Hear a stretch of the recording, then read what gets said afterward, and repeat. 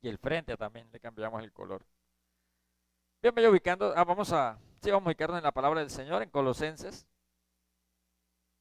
Colosenses capítulo 4, versículos 2, perdón, versículos 5 y 6. Colosenses capítulo 4, versículos 5 y 6. Vamos a estar leyendo estos dos versículos. Colosenses capítulo 4, versículos 5 y 6. Amén, ¿estamos todos? Bien, dalo conmigo y lo hacemos con la bendición del Señor. Andad sabiamente para con los de afuera, redimiendo el tiempo.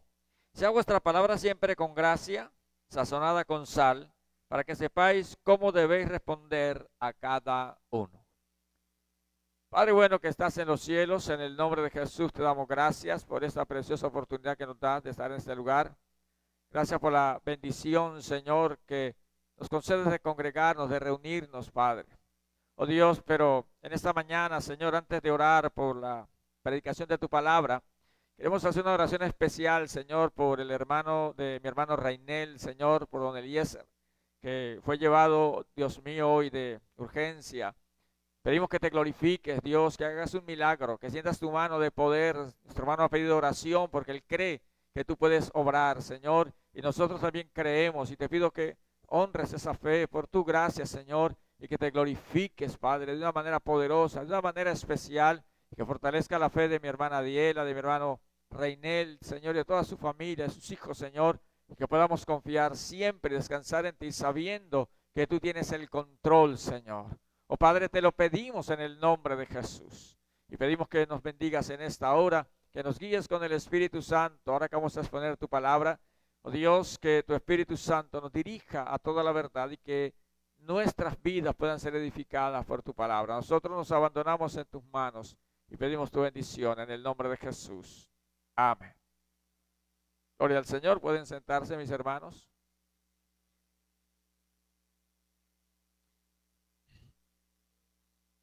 Vamos a estar mirando hoy estos dos versículos. Hemos llamado el creyente y su testimonio. Amén. El creyente y su testimonio. El apóstol Pablo ya nos ha hablado cómo debe ser el nuevo hombre en sus relaciones familiares.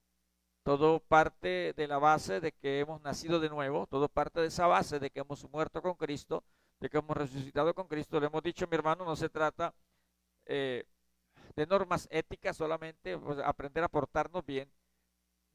Dice la Biblia que si nosotros siendo malos no podemos hacer cosas buenas, pero partimos de la base de un nuevo nacimiento, de una transformación, de la obra del Espíritu Santo. Entonces, por esa obra del Espíritu Santo en nuestros corazones, por esa nueva vida que tenemos, toda nuestra vida y nuestras relaciones también son transformadas.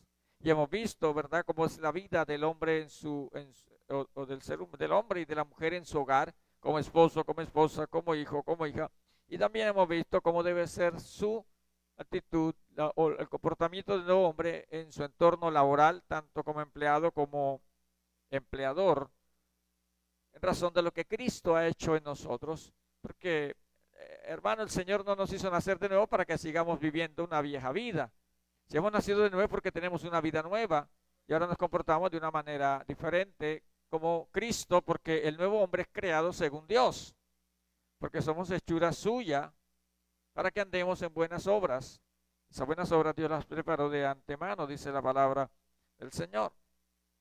Pero también nos habla del apóstol Pablo en el versículo 2 de nuestra relación con Dios. Habla de nuestras relaciones como esposo, como hijos, pero algo importante es nuestra relación con Dios, que es lo que sostiene esa nueva vida. Y nos ha hablado entonces de la oración, de que debemos orar siempre, orar en todo tiempo, y también de poner por encima de nuestras necesidades las necesidades del reino, la predicación del evangelio. Ahora se centra en hablarnos cómo debemos andar delante del mundo, delante del impío o delante del no creyente. El apóstol Pablo habla o los eh, califica, o el calificativo que le da es los de afuera. Anda sabiamente con los de afuera. ¿Quiénes son los de afuera?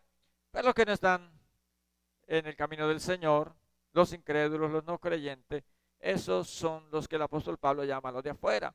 Entonces, en virtud de lo que somos, debemos ser un nuevo esposo, usted una nueva esposa, nuevos hijos, nuevos empleados, pero también nuestro comportamiento o nuestra manera de andar. Cuando la Biblia habla de andar, está hablando de nuestro estilo de vida, nuestro comportamiento, nuestro andar, nuestro diario vivir, en relación con los de afuera, también debe ser diferente. Ya no andamos como andábamos antes. Por eso el apóstol Pedro escribe en su primera carta, creo que es capítulo 4, si no estoy mal, dice que a ellos les parece cosa extraña que ustedes no corran con ellos en el mismo desenfreno de disolución. Les parece cosa extraña, porque antes corríamos con ellos, ¿verdad? Antes andábamos y vivíamos, ahí está, si eras 4:4, vivíamos esa misma vida, pero ahora el creyente ha sido llamado para andar o tener una vida diferente en relación con el mundo, en su relación con el no creyente. Y nuestra responsabilidad más grande en este mundo, mi hermano, precisamente es con los no creyentes. Amén. Y nuestra mayor responsabilidad es la de llevarlos a conocer a Jesús. Es la de presentarles a Jesús. Pero el Evangelio no solo se predica con palabras, sino que también se predica con hechos a través de nuestro comportamiento. Escuche, ambas cosas son necesarias. La una está ligada a la otra. Porque algunos se van a los extremos. Hermano, yo no necesito predicar. Yo con mi testimonio es suficiente. De pronto lo que está haciendo es una exhibición de santidad. Usted quiere que la gente lo vea, pero la gente no sabe qué ha pasado con usted. Otros predican, pero como dicen por ahí, no aplica. Hablan bonito, pero su testimonio no concuerda. Así que ambas cosas son necesarias. No podemos evangelizar solo con nuestro comportamiento. ¿Y sabe por qué? Porque no es nuestro comportamiento lo que produce fe. ¿Qué es lo que produce la fe? ¿La fe viene por qué? ¿Y oír qué? Entonces, ¿qué es lo que produce la fe? La palabra, la predicación. Mi testimonio es importante porque es el que despierta de pronto el interés de la persona. Bueno, ¿y qué pasa? ¿Por qué se comporta así? Pero mi testimonio no produce fe. La fe viene por oír la palabra de Dios. La fe es por el oír la palabra de Dios. Pero no puedo solo predicar la palabra y negar todo lo que predicó con mi testimonio. Así que ambas cosas hacen parte del testimonio. Y el apóstol nos va a hablar de la conducta y del hablar. Dos cosas que van, vuelvo y repito, están ligadas, están ligadas. Se necesita predicar, se necesita hablar. Y se necesita entonces también tener un buen testimonio. ¿Vamos bien hasta ahí? Nosotros no podemos, hermano, tener credibilidad si nuestra conducta no es compatible con lo que predicamos. No nos creen. Al contrario, se burlan. Se burlan. Venga, hermanito, venga. Se burlan. ¿Por qué? Porque usted predica una cosa y usted vive otra cosa. Así que si no tenemos credibilidad, mi hermano, difícilmente vamos a poder transmitir el evangelio de nuestro Señor Jesucristo. Así que nuestro testimonio o el testimonio del creyente se basa en dos principios. Hemos llamado esta parte el creyente y su testimonio. Mi testimonio se basa en dos principios. ¿Qué es lo que el apóstol Pablo menciona aquí? Uno, nuestra manera de andar con los de afuera. Y dos, nuestra manera de hablar delante de los de afuera. Son los dos principios que el apóstol menciona aquí. Y eso, ahí se fundamenta mi testimonio. Mi manera de andar con los de afuera y mi manera de hablar delante de los de afuera. Entendiendo los de afuera, los no creyentes, los incrédulos, aquellos que queremos traer para Cristo. Dos principios fundamentales que están ligados, que están unidos, que uno no es independiente del otro, así no funciona. Van ligados. Testimonio del creyente se fundamenta en estos dos principios básicos. Por eso el apóstol empieza diciendo, andad sabiamente para con los de afuera. Ya hemos dicho, andar es nuestra manera de vivir, nuestro estilo de vivir. Por allá en Efesios 4, 17 y 18, el apóstol Pablo escribe, esto pues digo y requiero en el Señor, que ya no andéis como los otros gentiles. Nuestro andar, nuestro diario vivir, ya no es el que teníamos antes o como anda el mundo. ¿Cómo andan ellos? Ellos andan en la vanidad de su mente, teniendo el entendimiento entenebrecido, ajenos de la vida de Dios por la ignorancia que en ellos hay, por la dureza de su corazón. Esa es la vida de los de afuera, ese era nuestro andar, pero en Cristo, dice, ustedes ya no anden como ellos, no anden en la vanidad de la mente, o sea, hermano, viviendo o corriendo detrás de cosas vanas, porque detrás de qué corre el mundo, detrás de cosas vanas, de cosas futiles, de cosas que no llenan. El cristiano ya no puede andar en la vanidad de su mente, porque el impío tiene el entendimiento entenebrecido o tiene el entendimiento oscurecido. El creyente es hijo de luz. Ahora podemos ver las cosas que realmente son valiosas. Ahora podemos ver las cosas superiores y no las cosas vanas por las que el mundo corre y por las que tristemente muchos cristianos todavía siguen corriendo, mi hermano. Muchos cristianos siguen andando en la vanidad de su mente, viviendo por cosas superficiales y descuidando las cosas valiosas, como es la vida espiritual, como es la vida eterna. Los que no conocen a Dios viven como si Dios no existiera. Dice que viven ajenos a Dios o ajenos a la vida de Dios. El impío no está pensando que le va a dar cuentas a Dios. El impío no está pensando que Dios lo está mirando. Es más, el impío hasta cree que Dios se mete con él a los lugares donde él se mete. Pero nosotros, mi hermano, nosotros no podemos andar de esa manera. Ajenos a la vida de Dios. No podemos confundirnos con el mundo. El mundo vive para su propia complacencia. Indiferentes espiritualmente. Nosotros no, mi hermano. Porque es increíble, pero hay personas que se llaman creyentes y viven ajenos a la vida de Dios. Viven un cristianismo como que nunca se van a presentar delante de Dios. Como que nunca van a rendir cuentas a Dios. Nosotros debemos vivir conscientes de la vida de Dios. Pero no solo conscientes de que Dios existe. Conscientes de que Dios vive en nosotros.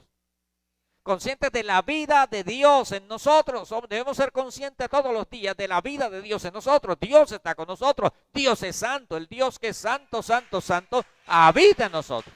Maravilloso el nombre de Jesús. Cuando somos conscientes de la vida de Dios en nosotros, entonces ya no vivimos en la vanidad de nuestra mente. Ya no buscamos los mismos intereses del mundo porque somos conscientes de la vida de Dios. El apóstol Juan dice, la simiente de Dios permanece en él. La simiente de Dios permanece en él. Una de las formas como podemos vencer la tentación es siendo conscientes de que Dios habita en nosotros, de que Dios está ahí. Debemos tener esa convicción, mi hermano. El andar del nuevo hombre no de ninguna manera puede ser igual al andar del impío, porque somos nuevas criaturas. y cómo vamos a presentarle a Cristo a los de afuera si nuestro andar es como el de ellos? ¿Verdad? Yo cómo voy a decirle a alguien que Dios puede restaurar su hogar si mi hogar es un infierno, ¿verdad? ¿Cómo? Yo cómo puedo decirle a alguien que Dios puede librarlo de sus cadenas de pecado cuando me ven a mí haciendo las mismas cosas. O sea, no, yo no puedo presentar a Cristo. Vuelvo y repito, dos cosas que van ligadas, mi hermano. La una no es independiente de la otra. Mi andar, mi comportamiento. Ahora yo no vivo para agradar a los hombres, yo vivo para agradar a Dios. Porque a veces estamos pensando en qué va a decir mi familia, mi jefe, mi amigo. No, nuestro andar debe ser un andar que agrada a Dios. El apóstol Pablo escribió en Gálatas 1:10. Gálatas 1:10 escribió, pues, ¿busco ahora el favor de los hombres o el de Dios? ¿O trato de agradar a los hombres? Pues si todavía agradara a los hombres, no sería siervo de Cristo. Y en 1 de Tesalonicenses 2:4, Primera de Tesalonicenses 2:4 escribió, sino que según fuimos aprobados por Dios, para que se nos confiase el Evangelio, así hablamos, no como para agradar a los hombres, sino a Dios que prueba nuestros corazones. Nosotros antes vivíamos para complacer a la gente. Vivíamos para complacer. Para estas fechas, mi hermano, buscábamos complacer a nuestra familia en conversa. Ahora no. Jesús lo dijo. No piensen que yo he venido a traer paz, yo he venido a traer espada y a poner en disensión a los hijos contra los padres contra los hijos, los enemigos del hombre sean los de su casa. Y eso por causa del Evangelio. Porque eso sucede. Porque nosotros, nuestro andar, nuestro nuevo estilo de vida busca agradar a Dios y no agradar a los hombres. No podemos vivir para tener contentos a todos, porque así vive el mundo. Como que dice por ahí, le prende una vela a Dios y otra vela al diablo. ¿Así que dicen? No, nosotros vivimos para agradar solamente a Dios. Jesús dijo, nadie puede servir a dos señores, porque va a terminar amando más al uno que al otro. Así no se puede. No podemos amar al mundo y a Dios. No podemos agradar al pecador y a Dios. Tenemos que agradar a Dios. Y a veces vamos a tener entonces que desagradar al hombre. Así que, ¿cómo debemos andar? Andar sabiamente para con los de afuera. Debemos andar con sabiduría.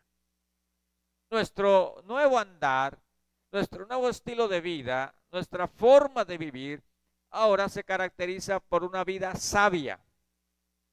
¿Qué es la sabiduría? La sabiduría es la capacidad de aplicar el conocimiento a nuestra vida diaria.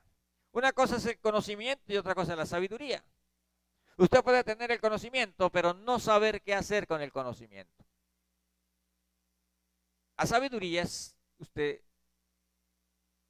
saber cómo aplicar o qué hacer con el conocimiento.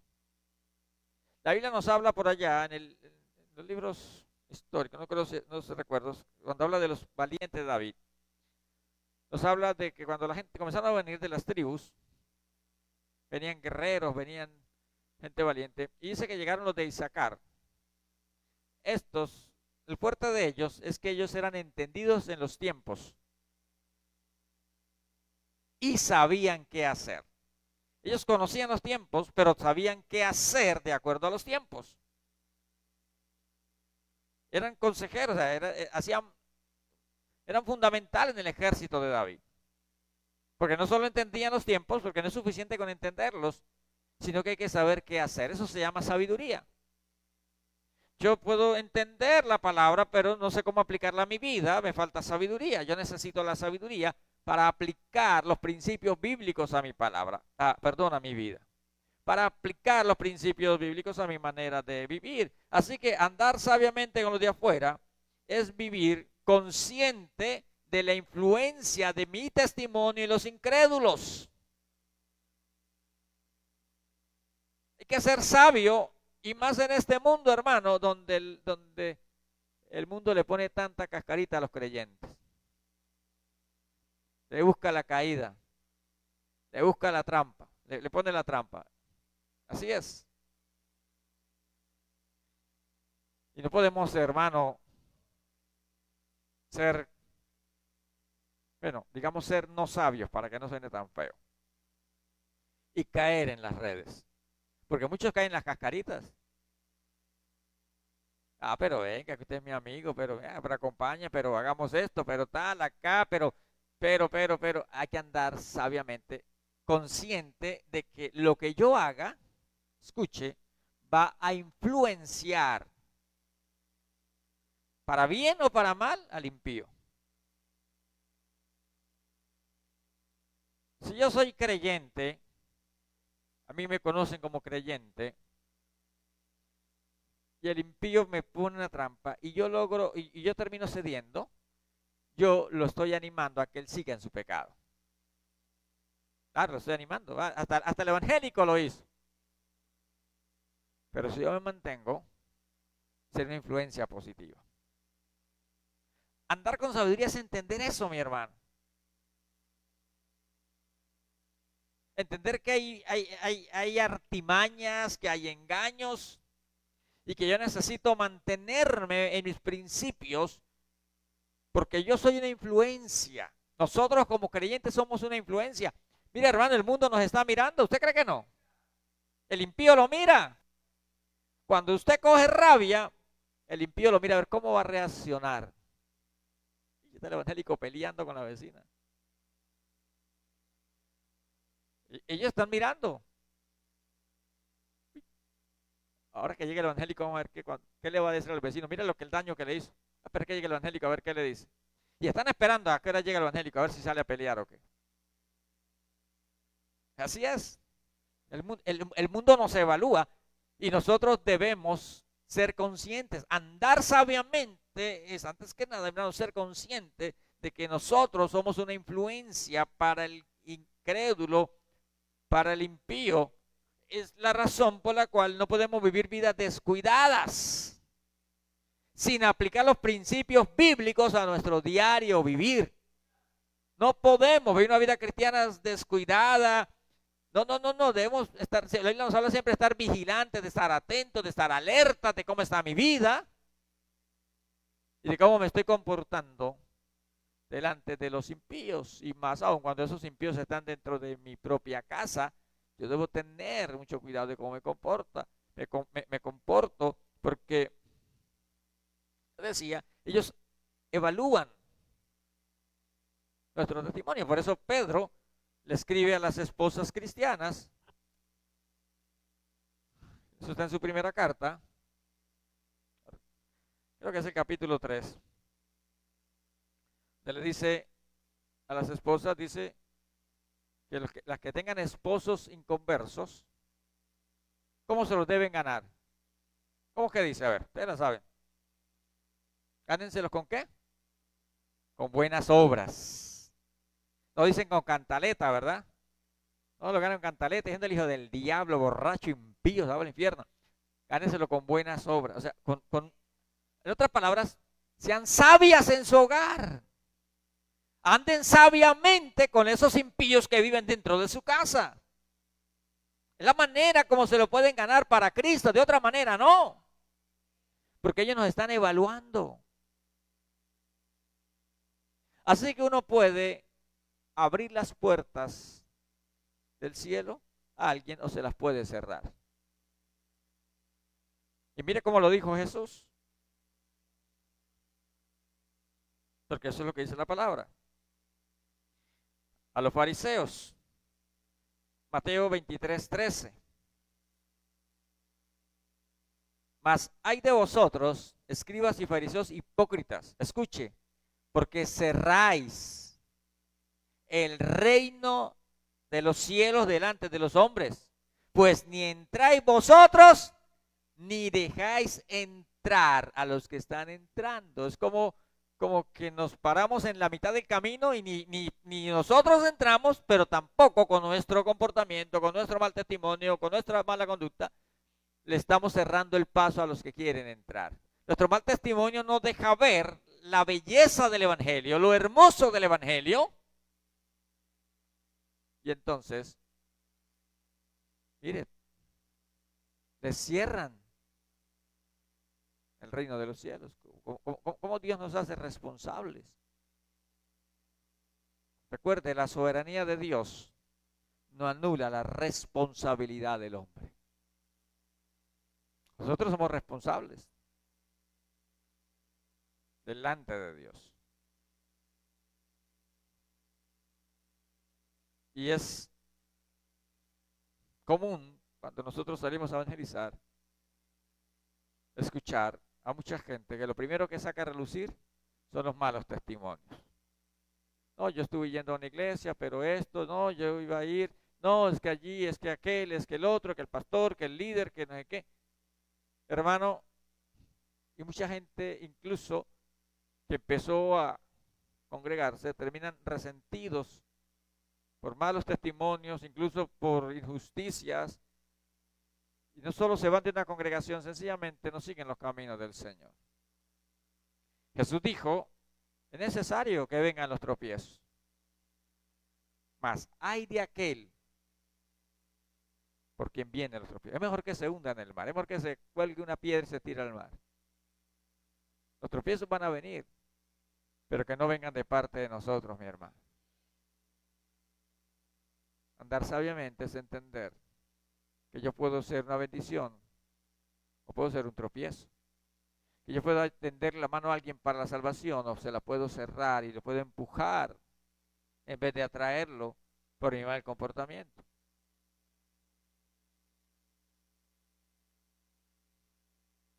Andar sabiamente es comunicar algo de Cristo con nuestras acciones. Nosotros estamos para reflejar a Cristo. Andar sabiamente con los de afuera es comunicar algo de ese carácter de Cristo. El no creyente no puede ver a Cristo, pero puede ver algo de Cristo en nosotros. La manera como nosotros vivimos. Andar sabiamente es vivir coherentemente con lo que enseñamos y creemos. Si no hay coherencia entre lo que creemos, profesamos y lo que vivimos, mi hermano, eso es no ser sabio. No podemos decir que Cristo transforma si ellos no ven una transformación en nosotros. Bueno, como decimos siempre, la gente dice 20 años en la iglesia, no ha cambiado, y él mismo, igualito. ¿Y cómo le vamos a decir a la gente que Cristo transforma? ¿Verdad? Que diga el esposo, no, pero mi mujer va a la iglesia, eso no le sirve para nada. Eso viene más endemoniada allá, viene a pelear, viene a la iglesia a pelear. Claro que por eso que hay que vivir sabiamente. Pero cuando usted viene de la iglesia, él va a buscar cómo sacarle la chispa. Para después decirle, mire, la evangélica, y viene de la iglesia. Y eso que acaba de venir de la iglesia. Por eso que hay que vivir sabiamente, para no caer en el juego. No hay que caer en el juego. Eso pasa. Las hermanas saben, aquí tienen su esposo inconverso. Saben que eso pasa. Y también en el caso contrario, que la esposa sea la inconversa, también pasa, mi hermano. Llegó el demonio ese, mírelo. Se fue a pelarse las rodillas allá y pues no le sirvió para nada.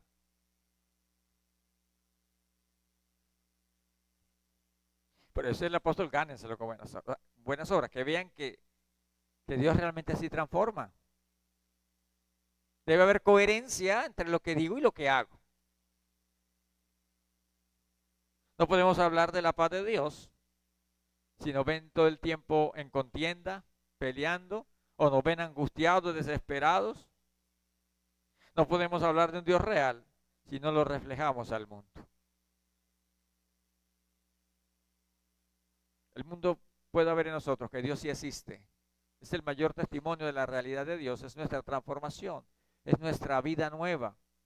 Es lo que Cristo ha hecho en nosotros. Eso es un testimonio de la realidad de Dios. El apóstol Pedro escribe en su primera carta, capítulo 2, versículo 11 al 12. Ya hemos citado este texto un par de veces.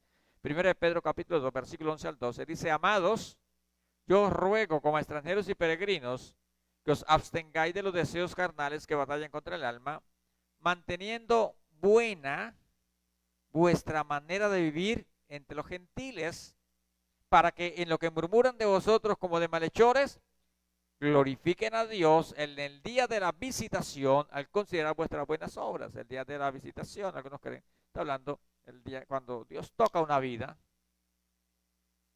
ellos puedan glorificar a Dios.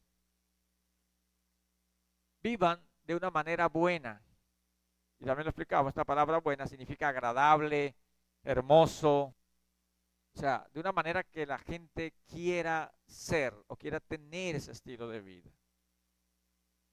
Ahora, vivir de esa manera, vivir de una manera buena, vivir sabiamente con los de afuera, nos permite desmontar los conceptos equivocados que el mundo tiene de los cristianos. Para que en lo que murmuran de vosotros, como de malhechores, como gente mala, es una plaga. Con su buena manera de vivir, ustedes desmontan eso y al contrario, esa gente que murmura va a glorificar a Dios. Usted sabe que la gente siempre ha hablado de los cristianos, mi hermano. Y de los pastores ni decir. Porque todo el pastor es robado.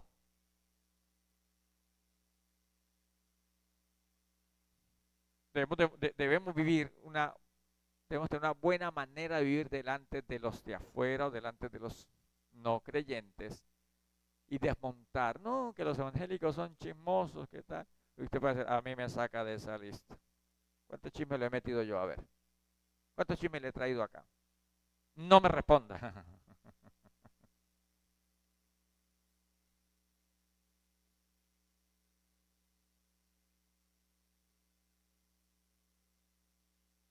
William Hendrickson escribe, es como si el apóstol estuviese diciendo, conducíos sabiamente para con los de afuera, siempre recordando que, escuche, aunque son pocos los hombres que leen los rollos sagrados, todos los hombres os leen a vosotros. No lo repito. Conducíos sabiamente para con los de afuera, siempre recordando que aunque son pocos los hombres que leen los rollos sagrados, todos los hombres os leen a vosotros. El impío no lee esto, pero lo está leyendo a usted. Vivan sabiamente porque el impío está leyendo la revelación de Dios es en usted. Maravilloso nombre del Señor. Somos cartas abiertas.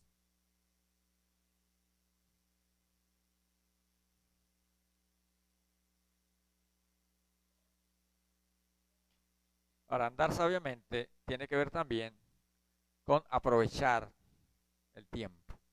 El apóstol dice, andan sabiamente que para donde fuera, redimiendo el tiempo. La palabra redimir también es comprar. Algunos traducen comprando el tiempo. La palabra tiempo es la palabra kairos o kairos. Hay dos palabras para tiempo. Es una cronos. Cronos significa el tiempo cronológico.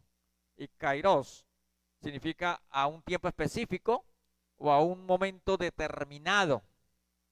Aprovechando la oportunidad. Es el momento oportuno. La nueva versión internacional lo traduce de esa manera. Dice, compórtense sabiamente con los que no creen en Cristo, aprovechando al máximo cada momento oportuno. Esa es la idea del texto, redimiendo el tiempo. Redimir también es comprar, y tiempo es un momento específico. Una oportunidad, o la oportunidad, se traduce también como la oportunidad, aprovechando al máximo el tiempo oportuno. Así que la idea aquí es de aprovechar las oportunidades que Dios nos da, sobre todo para presentar el evangelio a los de afuera. Aproveche la oportunidad, aproveche bien el tiempo, aproveche el momento para dar un buen testimonio, para predicar, para hablar de Dios. Porque hay oportunidades que hay que aprovecharlas de una vez, porque luego desaparecen. Hay oportunidades que se nos presentan así, hermano.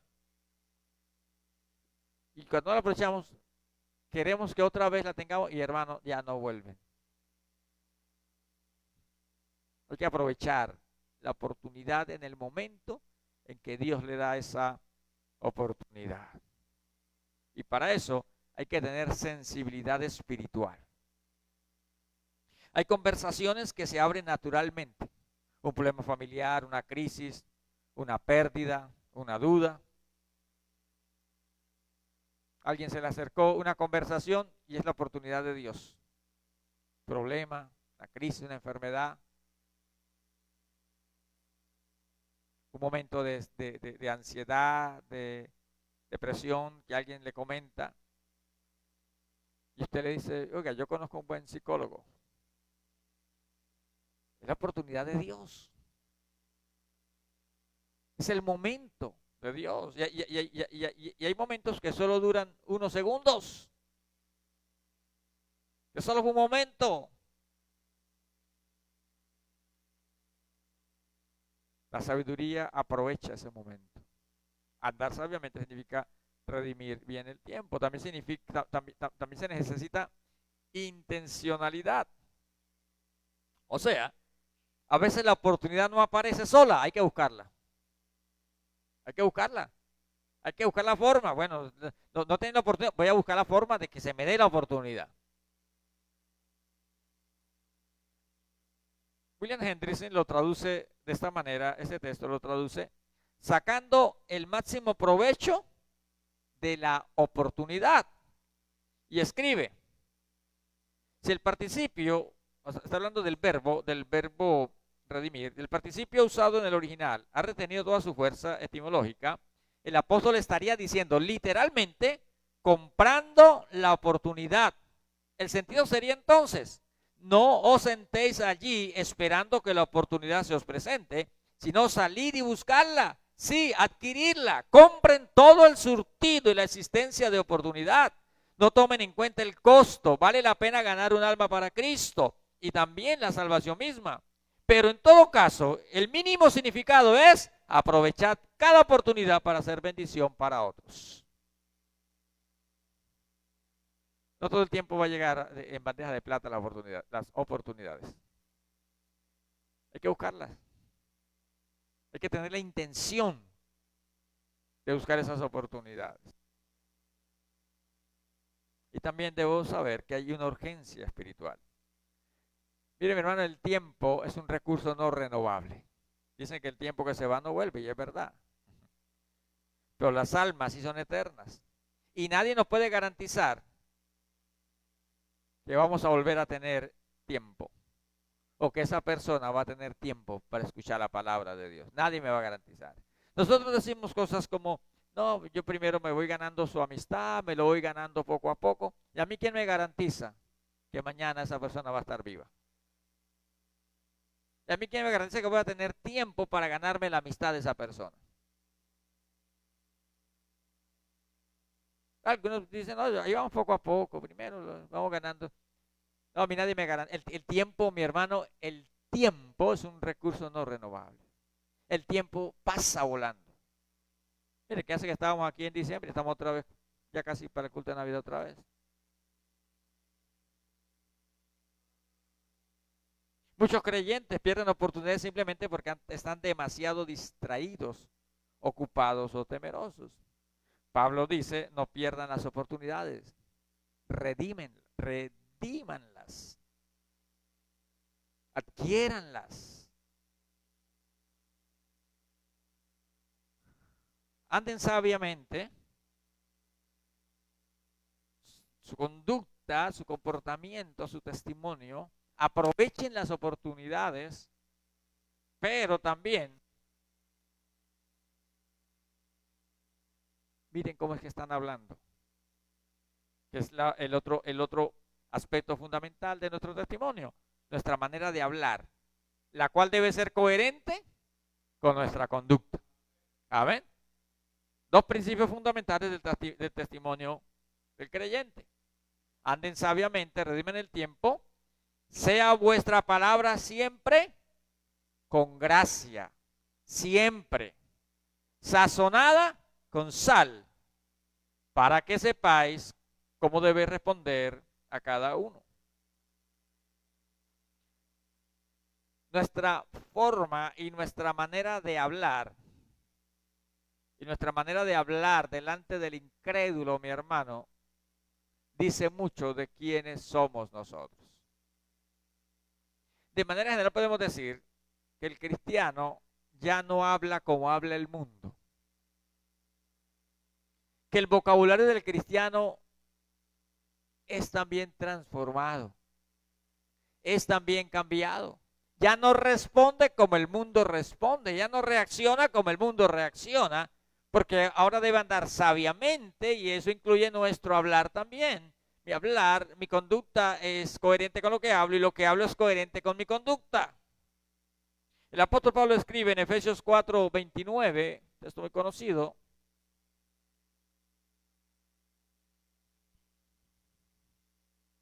ninguna palabra corrompida salga de vuestra boca,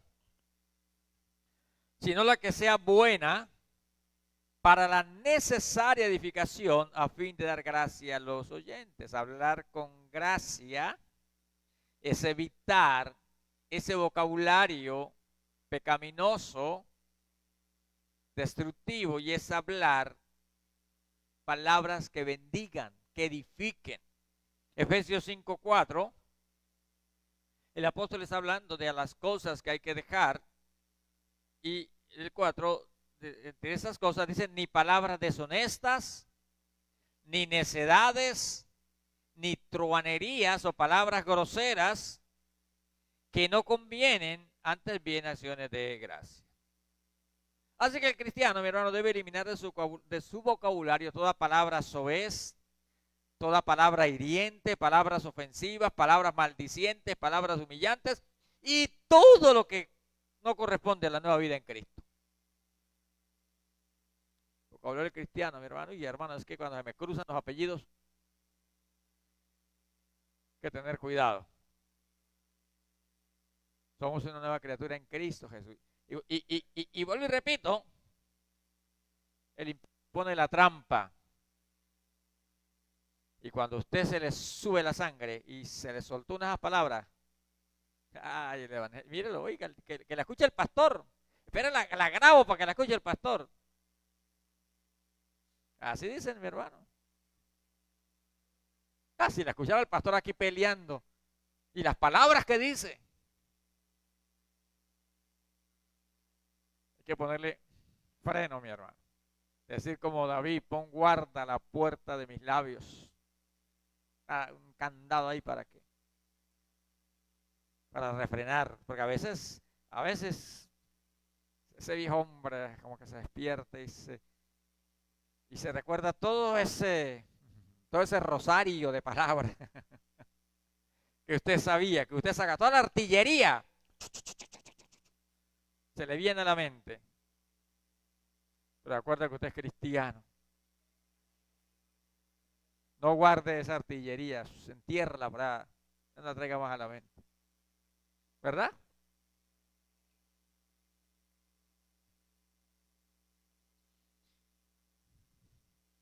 Hablemos con gracia, reflejando la gracia de Dios en nosotros, recordando como Cristo habla. Recuerda que nuestra manera de hablar evidencia lo que somos, porque de la abundancia del corazón habla la boca. Jesús en la cruz dijo: Padre, perdónalos, porque no saben lo que hacen. Porque su corazón no estaba lleno de amargura ni de odio, su corazón estaba lleno de amor y de perdón. Y cuando lo maldecían, no respondía con maldición.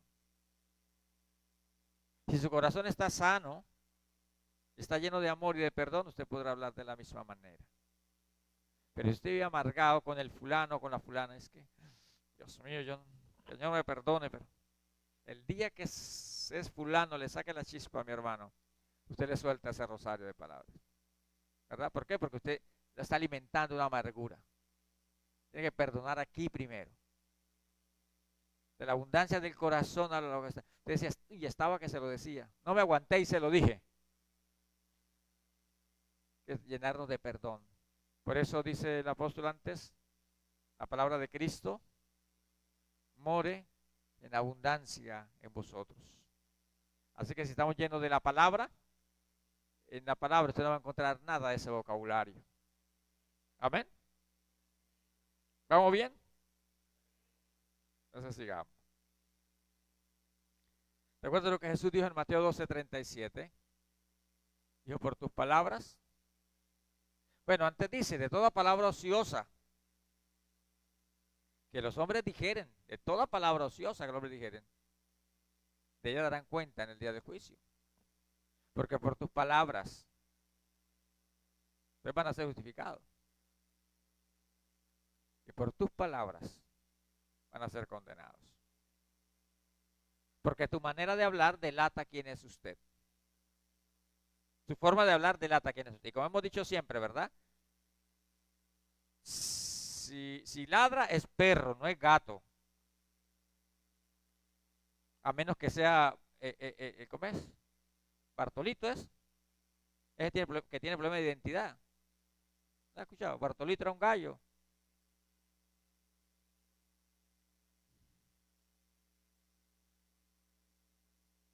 Y Bartolito cantaba así, wow, wow, y no, eso es un perro, Bartolito. Bartolito tiene, hay cristianos que tienen problemas de identidad, hermano. Tengo que decirle, hermano Bartolito. No, si ladra es perro. Y si maulla es gato. Y si habla como impío es impío. Y eso no es más de ahí, mi hermano. ¿Verdad? Usted no puede tener problemas de identidad. No toca decirle, hey, Bartolito, usted es cristiano, Bartolito. No, no, no, no, usted tiene que saber que es cristiano. Por tus palabras serás justificado. Y por tu palabra serás condenado. Santiago 3, 10, 11 escribe, escuche, Santiago 3, 10, 11, de una misma boca proceden bendición y maldición. Hermanos míos, esto no debe ser así. ¿Acaso alguna fuente hecha por una misma abertura agua dulce y agua amarga? Pero antes, en ese mismo capítulo ha dicho que con la lengua bendecimos a Dios y con ella maldecimos a los hombres que están hechos a imagen y semejanza de Dios. Eso es una incoherencia. No puede salir de una misma boca, no puede salir bendiciones y alabanzas a Dios y de esa misma boca salir palabras hirientes, maldicientes, ofensivas, humillantes, destructoras. De la misma boca con que le cantamos a Dios, con esa misma ofendemos a la gente. Eso es incoherente, eso es incoherente.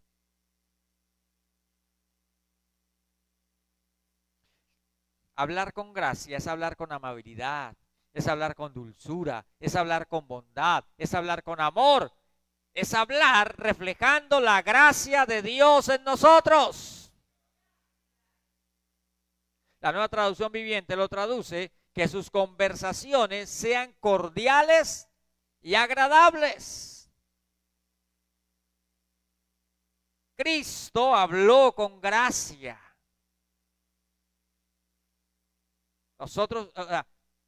Cristo habló con compasión, con misericordia. Nosotros, hermanos, somos inmisericordes. A la primera estamos lanzando, hermanos, palabras que destruyen, que hacen daño, que ofenden, que hieren. Eso no es hablar con gracia. Mire, hasta en los hogares, ¿verdad? El chino quebró un vaso, mi hermano, y le cae todo el peso de la ley. A usted también se le han quebrado los vasos. No me diga que no. ¿Alguna vez partió un plato? Ayer le partió uno y me van a Consuelo, ¿eh? Pero uno mismo no se regaña porque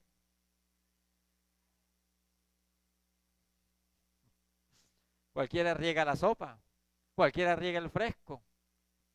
Eso pasa, mi hermano. Pero hasta en el hogar se ve eso, ¿verdad? O sea, no, hay que hablar con gracia, con dulzura, con bondad, con amor. Y mucho más en el contexto de la evangelización, mi hermano. Porque estamos hablando del testimonio creyente, la manera como hablamos, cómo son nuestras conversaciones, pero también la manera como presentamos el evangelio.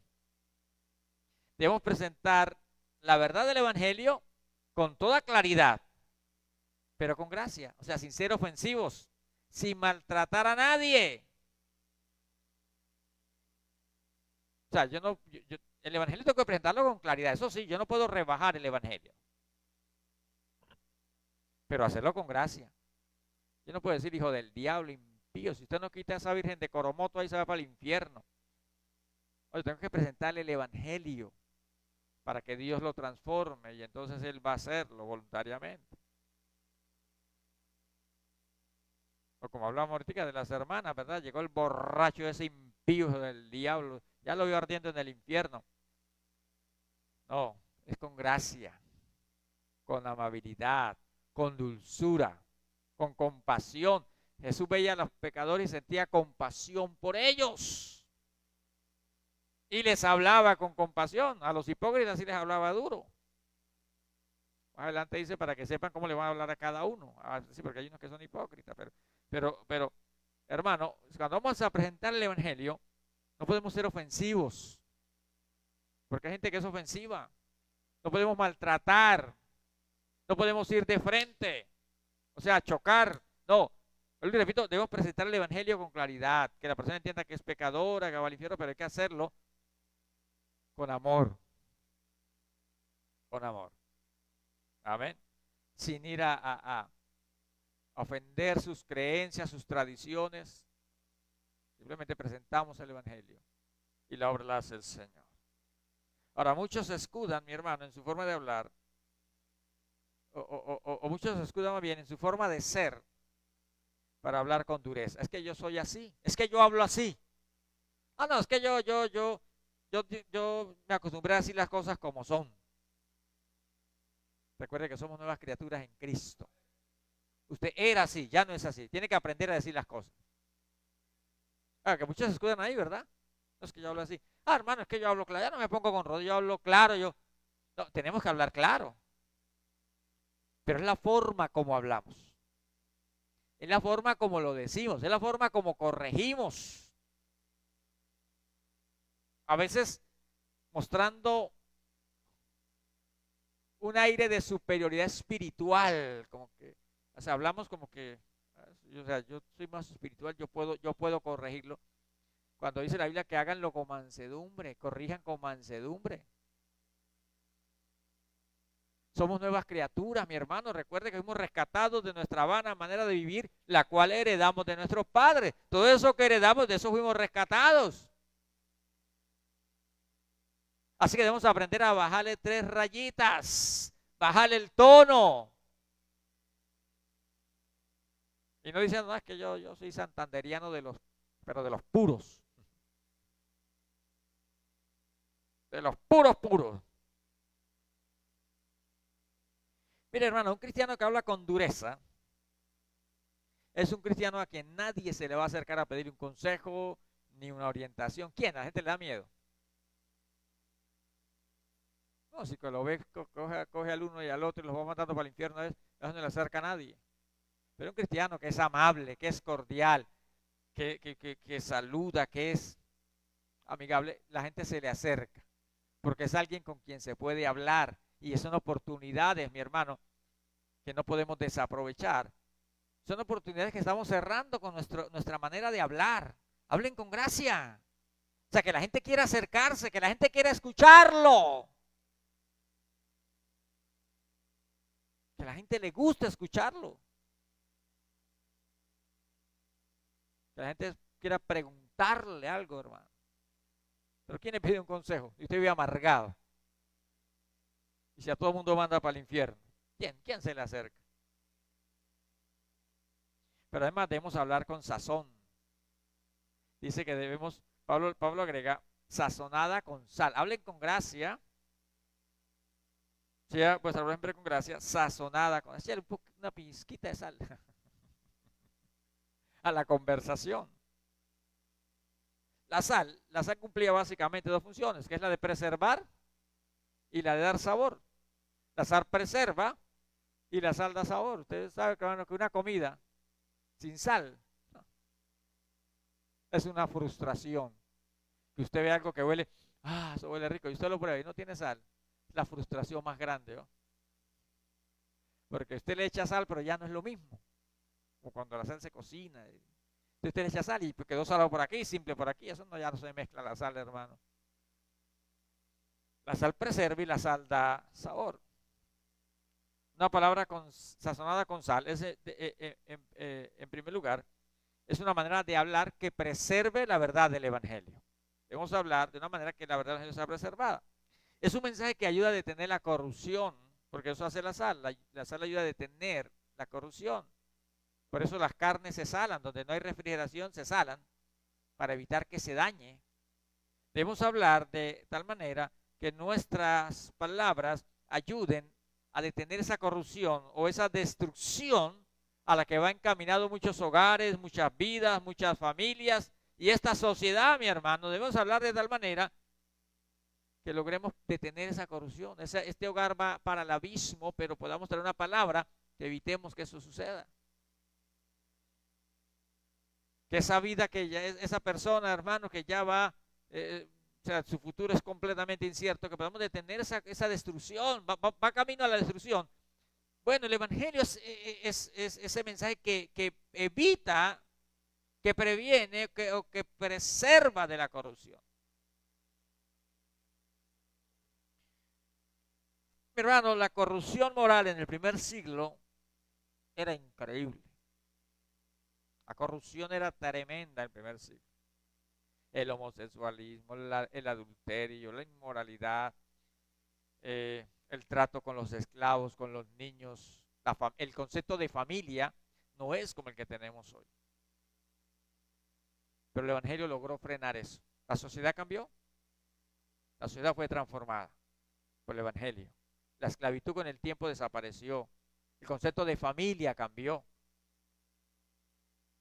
Por una palabra sazonada con sal. Eso es el Evangelio, mi hermano. Eso es el Evangelio cuando llegó a nuestra vida. Eso es el Evangelio cuando llegó a nuestro hogar. Eso es lo que hizo el Evangelio. ¿Para dónde íbamos? Íbamos camino a la destrucción. Pero esa palabra, sazonada con sal, detiene la corrupción. Pero hay que saberla predicar. Hable con gracia y póngale una pizca de sal. Y la sal, decíamos, la sal da sabor. La sal le da sazón. Así que nuestra manera de hablar debe ser agradable, mi hermano, que tenga gusto. O sea, que a la gente le guste escucharlo. No podemos hablar como cristianos de manera insípida, sin demostrar pasión por lo que creemos. Hablemos de tal manera que la gente se enamore de Jesús, que la gente quiera saber más del Evangelio.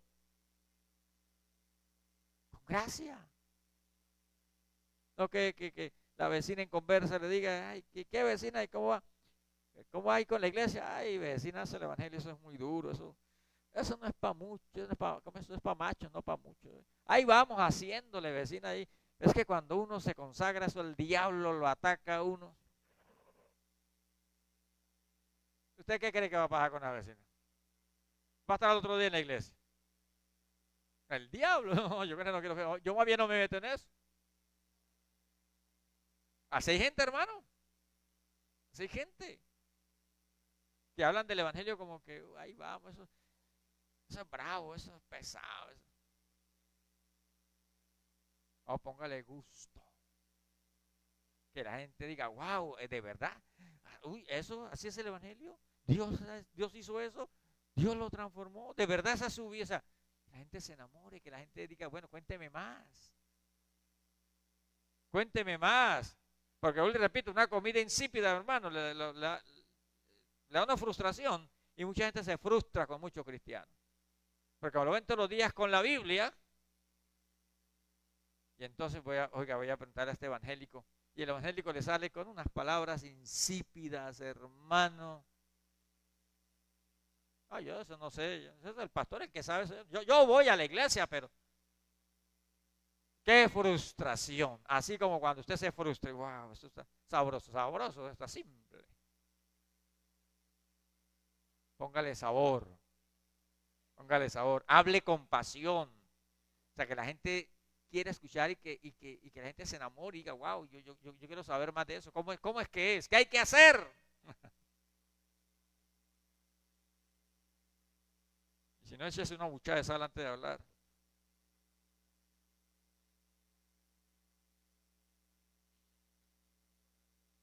Hablemos apropiadamente para que sepáis cómo debéis responder a cada uno. O sea, nuestra palabra debe ser apropiada, oportuna. No todas las personas se le habla de la misma manera. Y ya mencionaba, Jesús a los fariseos le hablaba de una manera diferente como le hablaba a los pecadores que se acercaban a él. Porque los fariseos, eso sí conocían la ley, conocían la palabra, pero eran unos hipócritas. Ah, eso sí, Jesús se las cantaba. Fariseos hipócritas. Pero aquella mujer pecadora que todo el mundo señalaba, que vino a lavar los pies de Jesús, ella recibió otra palabra. La palabra de gracia, sazonada con sal. Tus pecados te son perdonados, vete y no peques más. Saqueo, publicano, ladrón, recibe una palabra de gracia. Nicodemo recibió otra palabra. Cada quien, dependiendo de su necesidad. La necesidad de Nicodemo era una, la de la mujer pecadora otra, la de Saqueo era otra, la de Mateo el publicano era otra, la de Pedro el pescador era otra. Debemos saber cómo hablarle a cada quien. Porque no todos tienen las mismas necesidades, todos tienen una necesidad común. Todos necesitan la salvación. Todos tienen una enfermedad común, que es el pecado. Pero no todos viven en las mismas condiciones o de la misma manera. Así que hay que saber, hay gente que busca sinceramente a Dios, hay otros que solo son burladores, hay otros que solo les gusta contender, mi hermano. Hay gente que solo les gusta contender. Uno debe saber cómo hablarle a cada persona. Y para eso entonces necesitamos la ayuda de Dios. Para poder hablar correctamente, de la manera correcta, en el momento correcto. Necesitamos la ayuda de Dios, mi hermano, para saber cómo transmitir el mensaje. Para saber cómo hablamos con la gente de manera general, pero para saber cómo transmitir el mensaje, porque hay que aprender a presentar el mensaje. Y hay que hacerlo de manera sencilla al pecador, mi hermano. Mire, a veces somos tentados a demostrar mucho conocimiento de las Escrituras. Entonces, cuando salimos a evangelizar y alguien nos pregunta algo, un tema, entonces hacemos un derroche de conocimiento y descuidamos que vamos a predicarle a Cristo. Ahora, cuando yo voy a presentar el evangelio al pecador, debo hacerlo de manera sencilla. Porque esa persona ni lee la Biblia, no va a entender mis términos, el vocabulario que nosotros usamos aquí, el que estamos acostumbrados. Yo no puedo llegar a presentar el evangelio con una exposición teológica profunda a una persona que no conoce ni la palabra de Dios. Yo debo saber cómo hablarle. Debo saber cómo hablarle a un ateo, cómo hablarle a un religioso tradicionalista, cómo hablarle a un sectario, cómo hablarle a un intelectual y cómo hablarle a una persona que tiene poco estudio, poco conocimiento intelectual. Yo debo pedirle a Dios que me ayude para saber cómo hablar. Debo hablar con gracia, sazonada con sal, para poder responder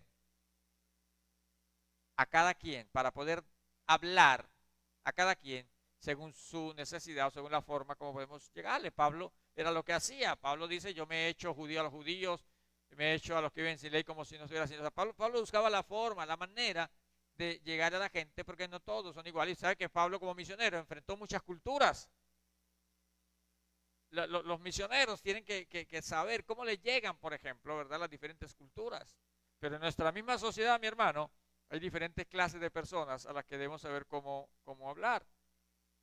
El apóstol Pedro, termino con este texto, 1 Pedro 3:15. 1 Pedro 3:15, el apóstol escribe: si no, santificad a Dios el Señor en vuestros corazones y está siempre, ¿qué?, preparados para presentar defensa con mansedumbre y reverencia ante todo aquel que os demande razón de la esperanza que hay en vosotros.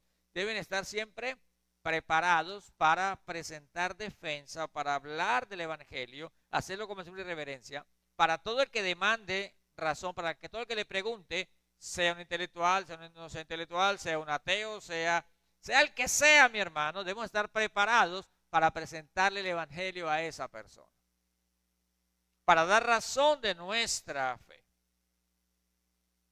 En conclusión, mi hermano, tenemos una gran responsabilidad con Dios delante de los incrédulos. Los incrédulos constantemente nos están leyendo, nos están evaluando, nos ponen trampas, nos ponen cascaritas, nos quieren ver ceder, nos quieren ver caer para justificar sus propios pecados, para sentirse que ellos no son tan malos al final, porque hasta el evangélico lo hizo también. Usted sabe, y lo hemos dicho, que cuando una persona, cuando el creyente se mantiene firme en sus principios, en sus convicciones, y llega a un lugar de trabajo o el entorno, su conducta acusa a los otros. Sin decirle nada, ellos se sienten culpables. Entonces ellos quieren que de alguna manera usted sea como ellos, para ellos ya no sentirse tan culpables.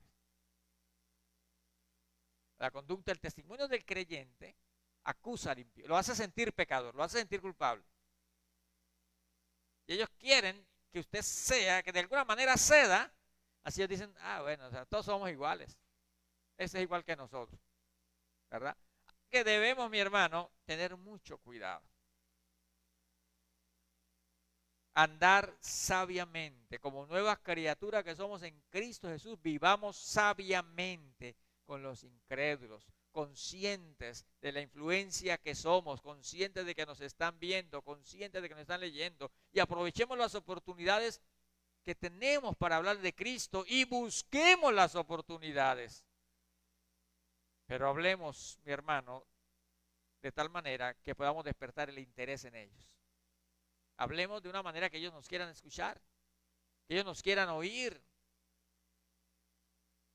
Y estemos siempre preparados para presentar defensa de nuestra fe, o para presentar nuestra fe al que nos pregunte, y que lo podamos hacer apropiadamente de acuerdo a la persona.